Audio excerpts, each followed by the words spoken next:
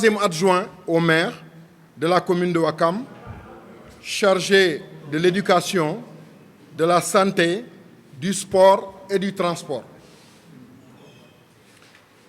ma wax ne li Séga wax dëgg la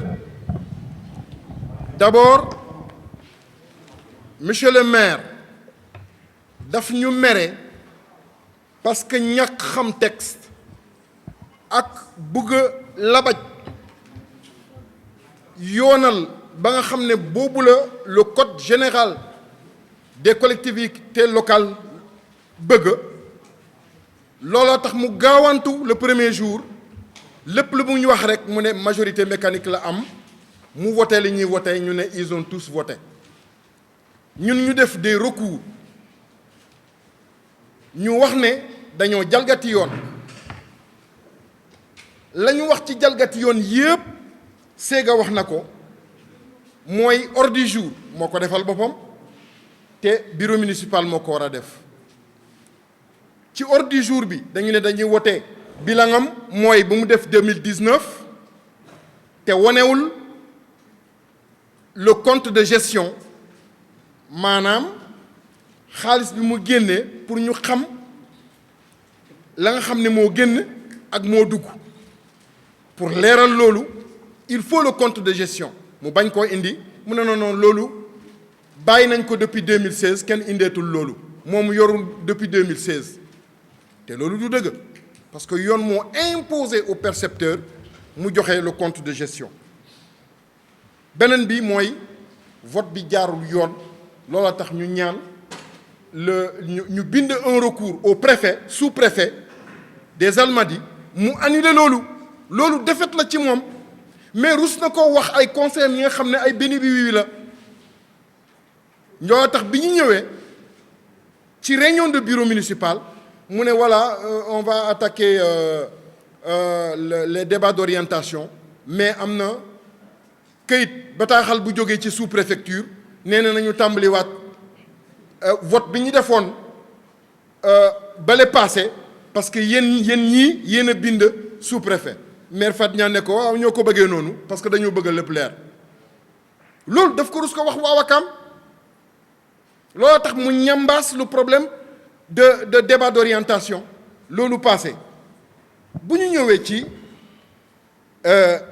conseil bii dama ne lii am ci conseil ba ñëw fekk ay conseils yu ñu convoqué pour diisoo ci liy jëmale Ouakam kanam lañ wax sa maire te xamu ci dara muy tourner à gauche à droite di laaj ndax li ñu wax dëgg la en tant que maire loolu metti leen ay nit ñu xam ne maire ils sont sous le contrôle du maire parce que moo leen di jox ndigal ci wàllu liggéey ñooñu ñoo jiitu ci les agresseurs ki nga xam ne yaa ko jox salaire ki nga xam ne il y a un lien de subordination maanaam nangoo digalam boo jógee fa nga taxaw te yow boo bëggee observation en tant qu'observateur da ngay ñëw taxaw la ñuy wax ci salle bi doo ciy wax doo ci addu doo ciy jëfee xeeb nañu wax ne ñoom d'accord ñu te bokkuñu ci jotaay bi mais dañoo xuus ci biir assemblée ba dóor ay conseillers ci kanam sous-préfet ak ci kanam monsieur le maire la première adjointe au maire ki nga xam ne matal na ko maam moo ko jàpp diri ko daaneel ko ci suuf lañ ko foree parce que dafa bëgg nangu portable am parce que dafa doon filmer lii xew et tout ça se passe dans la tenue d'un conseil loolu daf ñu metti man mi doon àtte xotti nañ samay poste palpé ma jël li ñu war a jël loolu c'est pas grave Donc la police de la séance, c'est le maire. Article 152. S'il n'y a pas de police, madame, moom mooy joxe kaddu, moom mooy wax noppi leen, moom mooy wax yëf yi jaarul yoon, moom mooy calmer ñëpp. ba ma ko interpellé mu ne c'est une séance publique du ma ci wax lenn ma ne ko waaw d'accord naa séance publique la waaye yow mi yor la police de la séance waxal monsieur le préfet pour mu woy ji gendarmerie mu ne def ma ko ñëpp lépp dana génne mu tëj buntu bi bu kenn génn mooy pour ñu séquestrer ñu ma jublu ci préfet ma ne ko monsieur le préfet Sega def na ko Zal Seck def na ko madame le maire def na ko man def naa ko ma ne ko monsieur le préfet l'article 270 vous rappelle vos prérogatives de représentant du président de la République et de l'État en vertu desquelles vous da nga war a régler l'ordre public et non le désordre moom mi toog deful dara il a réglé le désordre et c'est désolant. Le président a été là-bas mal représenté, l'État a été mal représenté par un préfet boo xam ne il a refusé de prendre ses responsabilités. Refus de prendre ses responsabilités jëlul ay responsabilités am kooku bu ñu koy wax la sous-préfecture des Almadies ne joue pas son rôle dans la sécurisation des compétences de l'exercice des compétences des conseillers maanaam seen yi leen Wakaam dënk pour ñu saytu pour ñu yoonal luy defar dëkk bi ñu koy def préfet sàmm ci kenn sous-préfet càmm ci kenn looloo tax et lii ñu def madame la première adjointe def ko conseil yépp comme il a dit l'article 105 moo ñu aar ngir laay la ñu am dafa ne les adjoints au maire les maires et même les conseillers dans l'exercice de leurs fonctions doivent être sécurisés protégés kenn du leen saaga kenn du leen buntu katal kenn du leen menacer kenn du leen def outrage préfet baa ngi toog xam na la disposition 105 bu waxlee am la nu ne ci ginnaaw yàgg dina feeñ parce que fii monsieur le maire da koy wooye borom dëkk bi waa Wakaam yaay borom dëkk bi Wakaam yow nga jógee fële nekk borom dëkk bi Wakaam dafa am lu war loolu dina yàgg a feeñ yàgg dina feeñ beneen bi mooy l'article 154 lu tax ñu bind un recours dañoo bindaat sous-préfet ñu bëggoon nag sous-préfet jël toutes ses responsabilités xam ndawam bu mu ñu yebal a fouillé ses responsabilités dafa daw nekk ci suuf monsieur le maire di ko defal li mu bëgg ne ko bindal nañ ko recours ne ko article 154 dafa ne bu conseil bi délibéré kenn ku nekk da ngay signer nga wax boo signéwul da ngay wax lu tax signéwuloo l'article 148 dafa ne conseil bi bu passé dans les procès-verbaux dañu war a signer kenn ku nekk mu wax lan nga wote oui wala non te nga wax lu tax nga wote oui ak lu tax nga wote non ñun nag ay samba booy dañu ñëw empêcher de rester dans la salle ñu génn ñu ci biti kon dañ ñu tere def suñuy rôle ba nga xam ne mooy lii ma lim ni article 154 et 148 loolu moo tax ñu ne ko na nga annuler les délibérations parce que elles sont invalides le vote est invalidé et les délibérations doivent être annulées rax ci dolli la taxoon moom sous-préfet mu annuler conseil bale parce que jotuñu le compte de gestion à temps jotuñu le compte de gestion bii yoon aussi jotuñu le compte de gestion si elle est conséquente avec elle-même maanaam bu fekkee ne doxalinam dëppoo na ak la nga xam ne mooy mbindam dafa war a annuler ce conseil là encore donc l'article 106 defe naa fa laay jeexale dama ne monsieur le maire bu fekkee ne day dox ci lëndëm ñun lu leer lañ bëgg te Wakaam moo ñu fa yebal du moom parce que waa Wakaam ñoo voté ñun ñi nekkoon ak moom dëmb parce que dafa am lu ñu daan nëbb bu ay kayit feeñee mu wone lu waroo ak li mu doon wax dañ koy attaqué ne ko monsieur le maire fii tegoo ko fi ci yoon leeral ñu lii parce que pour que nga joxe marché conseil ba c'est sous le contrôle du conseil ñun ci contrôle la ñu nekk sous le conseil des marchés contrôle des marchés sur les dons Sega wax na ko mairie de la ville jox nañu ay ceeb bu dul jeex plus de 15 tonnes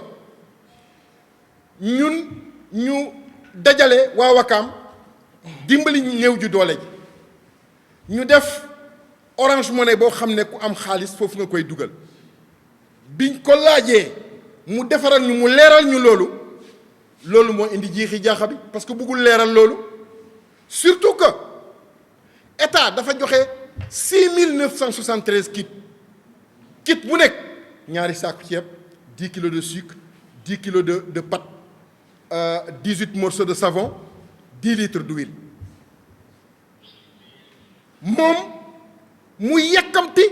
joxe as tuutam ba mu ne déclaré 500 millions mu joxe ay as tuutam bu mu yéenee waa Wakaam joxe benn saaku ceeb 5 kilos de riz ay mboq ak xawma lan mu gaawanto joxe ko ba pare mu ne man maay séddale bu état léegi nag yow boo indee sa kit bu la état convoqué bi la état jox ne la demal ñu jox la lu duuf la mu ne non dama koy nangu parce que man joxoon naa la sama bos ba pare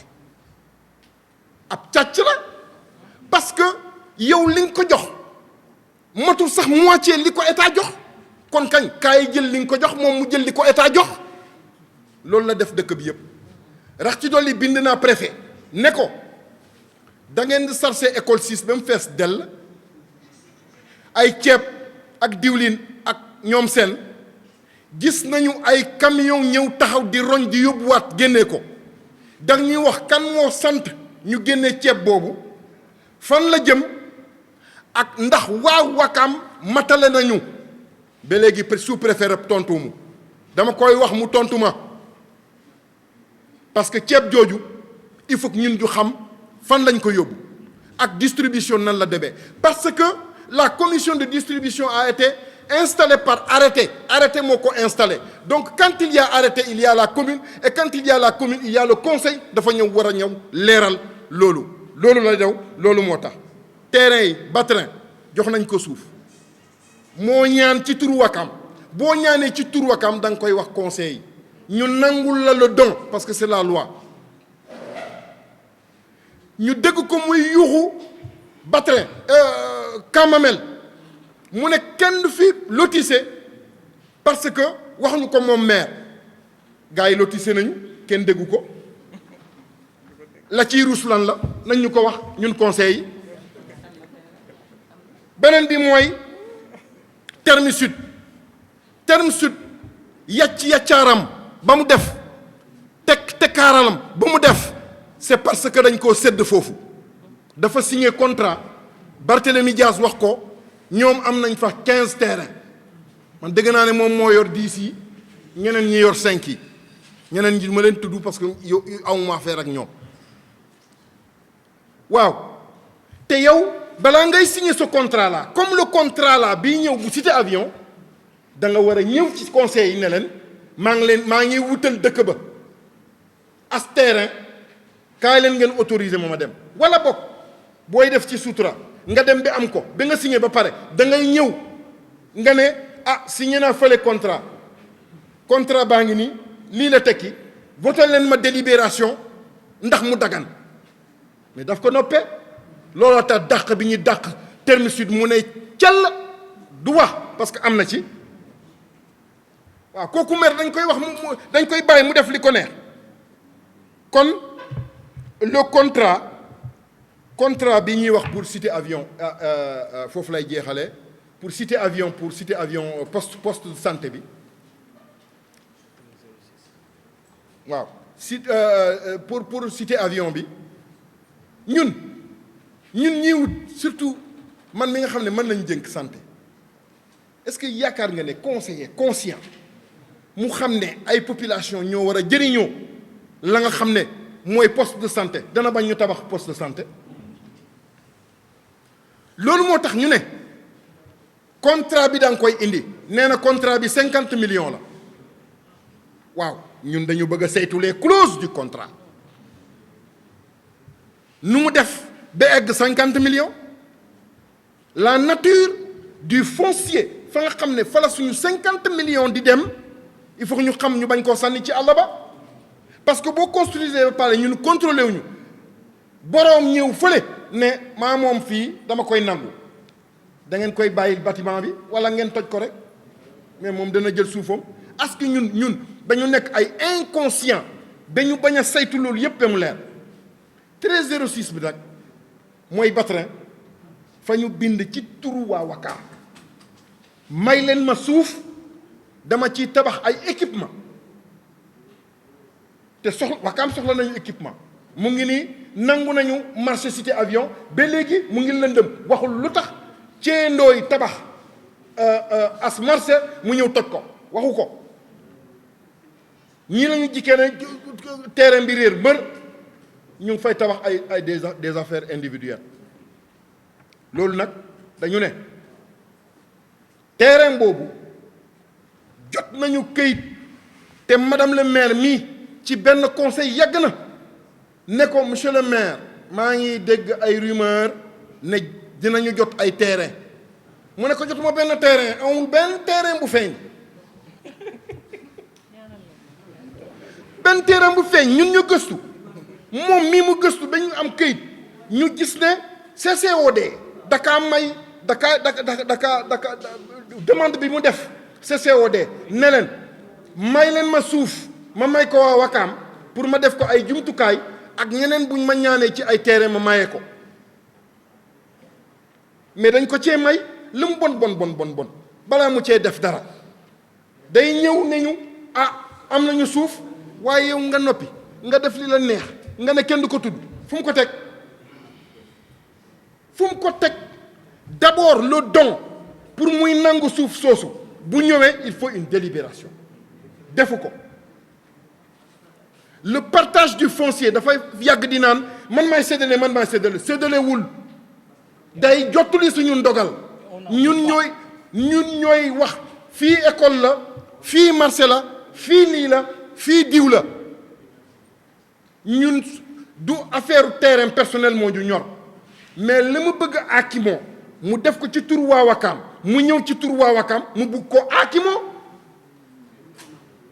duñ ko nangu wala buñ ci mënulee dara bu amee ay ñi koy jàppale comme ni mu ko waxee président xaritam la bu amee président ak ñeneen ñu koy jàppale te wóoruma ne président dina ko ci jàppale bind nañu président lettre